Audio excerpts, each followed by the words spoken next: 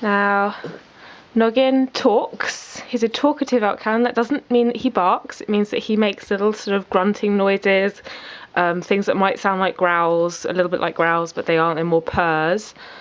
And yeah, you can hear him now. Some elk-hounds are just like that. Okay. Ooh, what's that?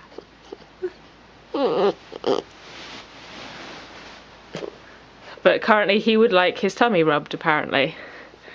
There you go. And that is a happy elk-hound face. Although he does look a bit crazy.